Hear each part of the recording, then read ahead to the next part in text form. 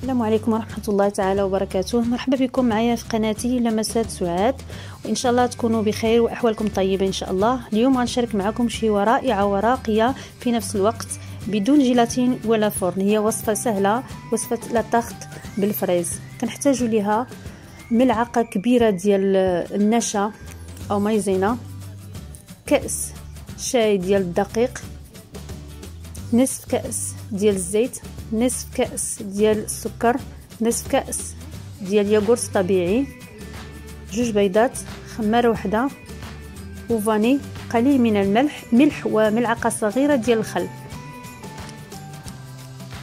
في إناء كنوضعوا البيض والسكر والزيت والياغورت وفاني وقبصة ملح، وكنخلطوها بالضرب الكهربائي جيدا حتى كيتخلطوا العناصر وكتولي كيولي الخليط كريمي. كنضيفوا كأس ديال الدقيق وملعقة ديال المايزينا والخميرة، وكنغربلوهم جيدا، ثم كنحركوهم حتى كتمتزج العناصر كلها، حتى كتمتزج مزيان العناصر بالدراب الكهربائي. اللي ما عندوش يستعمل الدراب اليدوي. ثم كنضيفوا لها ملعقه صغيره ديال الخل، كنعاودوا نخلطوا. هذا الخل كيخلي الجينواز هاش ورطب من الداخل. ثم كناخذوا جوج ديال الزليفات، بما اننا حنا ما نطيبوهش في الفران، حنا غنطيبوه في المقله. هذا يعني اننا خصنا يكون عندنا جوج ديال مقادير متساويه. عليها عملنا جوج ديال الزليفات، كنقسموا داك الخليط وكناخذوا مقلاة، تكون مقلاة ما كتلصقش، ونعملوها على نار هادئه، نقصوا ليها العافيه، كندهنوها بالزبده، وكنضيفوا الخليط الاول، كنحاولوا يجي دائري على شكل دائري. ثم كنغطيوه بشي غطايه ولا باش داك الربو كيهبط عليها باش كتطيب دغيا. ملي كنجبروا الخليط الكيكه ديالنا ما بقاتش كتلصق من الفوق، كنقلبوها للجهه الاخرى. وبنفس الطريقه كنعملوا الكميه الاخرى اللي عندنا، كنعملوها بنفس الطريقه، كندهنوا المقلاة وعاد كنصبوا الخليط ونخليوها بنفس الطريقه حتى كطيب. بهذه الطريقه كنكون وجدنا جوج ديال الجينوازات، وكنغطيوهم باش يرجع عليهم داك الصهد ديالهم. ثم كنمشيو للمقادير ديال الكريم باتيسي. كنحتاجوا 4 لتر ديال الحليب، 2 معالق ديال السكر، 2 معالق ديال مايزينا. في الكاسرونه كنصبوا الحليب، كنكبوا داك 2 معالق ديال السكر و2 معالق د مايزينا، ثم كنحركوه جيدا قبل ما نوضعوه على النار. كنحركوه مزيان حتى كيتخلط داك العناصر، ثم كنديروا على النار وكنقصوا ليها العافيه، وكنبقاو مع التحرك، ما كنخليوش، خصنا نبقاو نحركوه باش ما يلصقش لينا. ملي نحسوا بها صافي بدا كيعقد وكيتجمع، كنحيدوه من العافيه، وكنزيدوا عليه واحد معلقه صغيره ديال الزبده. ديك الزبده كتخليه رطبه، ما كتبقاش الكريمه قاصحه. ثم كنحركوه مزيان باش كنحيدوا منه داك شويه ديال الحراره وداك البخار اللي فيها كيخرج. ثم كناخذوا بلاستيك الغذائي وكنغطيو داك الكريمه من الفوق باش ما تكونش داك الطبقه السميكه اللي كتكون من الفوق. ملي كنغطيوها بهذه الطريقه كتبقى. ثم كنخليوها تبرد حتى كتبرد تماما الكريمه ديالنا. كنمشيو للكريمه الثالثه. كناخذوا 4 لتر ديال الحليب وخنيشه ديال الشونتي ديال 100 غرام، كناخذوا اناء كنصبوا فيه هذاك الحليب، وكنصبوا داك البودغ ديال الشونتي، وكنضربوها جيدا واحد مده 4-5 دقائق تقريبا حتى كتطلع لنا الكريمه ديالنا ولا الكريم شونتي، كتولي بحال هذا الشكل هذا.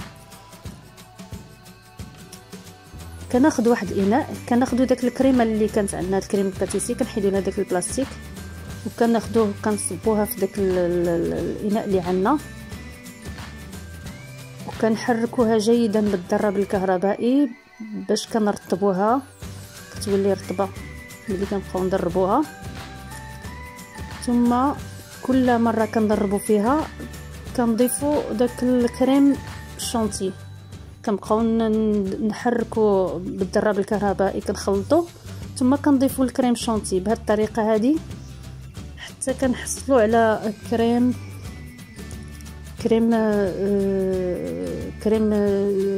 لذيذ. كيكون لذيذ كنستعملوه في الحلويات على الشكل هذا. كناخذوا الجيب الحلواني وكنضيفوا فيه الكريمه ديالنا. هذا الجيب كيساعدنا على اننا نوزعوا داك الكريمه في الجوانب ديال المول اللي غادي نديروا فيها الحلوه ديالنا.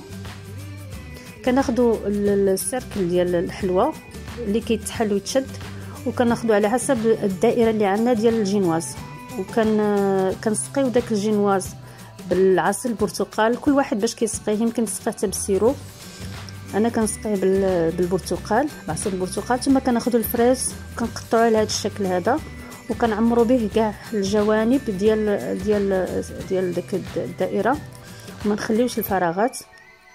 ثم كناخذوا داك الجيب الحلواني وكنبقاو نعمروا فيه داك الجوانب كلها، هي الاولى كنبداو بها باش ما يبقاوش خاويين ملي نحيدوا هذا. ثم كنعمروه كلها، حنا ماشيين كنعمروه فيها حتى كنعمروا الوسط ديالو كله. ثم ملي كنعمروه كنحاولوا اننا نعمروه حتى الفوق، لان حتى داك الفوق كله غادي يتعمر من حيت الوسط غادي نعمروه بالفريز وبالجينواز الثاني اللي كان عندنا. كنعوضوه جيدا بالطريقه هذه حتى نعمروا كل الفراغات كلها. ثم كناخذوا داك الفريز اللي ديجا قطعنا قطع صغيره كنستفوها فوق منا، وكناخذوا الجينواز الثاني اللي عندنا. الجينواز الثاني كنحاولوا نقطعوه اصغر من الجينواز الاول، يعني الا كان الجينواز الاول فيه 20 سنتيم في القطر ديالو، الثاني كيكون فيه 15 سنتيم تقريبا 16 سنتيم. كنوضعوه على داك الفريز وكنسقيوه بالبرتقال ديالنا باش كيشرب داك شويه اللي رطب. ثم كنضيفوا داك الخليط ديال الكريمه اللي بقات لينا، كنحاولوا نوزعوه كاع على الحلوه، كنوزعوه كله في الجوانب ديالو. ثم كنوضعوها في الثلاجه، كتاخذ واحد الوقت ديال 3 4 حتى 5 سوايع حتى كتبرد تماما. تنخليوها في الثلاجه حتى كتبرد كلها باش عاد غادي نوضعوا ليها لاصوص ديالها من الفوق. ملي كنوزعوا داك الكريمه كلها كنحاولوا نعوضوها من الفوق باش تجي نفس هذا القد ديالها. ثم كنمشيو للكريمه لاصوص ديالنا، كناخذوا واحد 350 غرام ديال الفريز كنقطعوها مربعات صغيره، كنضيفوا ليها 3 معالق ديال السكر وكنديروها فوق النار، وكنحاولوا نحركوها على العافيه حتى كتذوب، حتى كيذوب داك الفريز. ملي كيذوب كنخلطوه بالخلاط الكهربائي حتى كيولي سائل. ثم كنردوه لداك الكاسرونه، كنخليوه على النار واحد 3 دقائق، وكنضيفوا ليها ملعقه صغيره ديال الخل، او ماشي الخل، ديال عصير الليمون. كناخذوا 4 كاس ديال الماء، كنضيفوا ليها 2 معلقات ديال المايزينا صغار، وكنخلطوهم جيدا باش ما يعقدش، باش ما يكونش هذا. ثم كنضيفوها لداك لاصوص وهي على النار. مع التحريك حنا كنضيفوا داك الخليط وكنحركوه جيدا بدون توقف باش ما يعقدش في التحت ديال الكاسرونه. وما تخليوش بزاف فوق النار، لان يمكن ما يوليش لاصوص، غيولي المربى الا بقى اكثر من 3 دقائق على النار. صافي تما كنحيدوه ملي كنحسوا به بدا هذا كنحيدوه وكندخلوه للثلاجه وكنخلوه حتى كيبرد تماما، حتى كيبرد لينا لاصوص، عاد نقدروا نزينوا بها الحلوه ديالنا. ملي كتبرد الحلوه وكتبرد مع حتى لاصوص ديالنا كناخذوا لاصوص كنخويوه فوق داك الحلوه، كنخويو داك لاصوص فوق داك الحلوه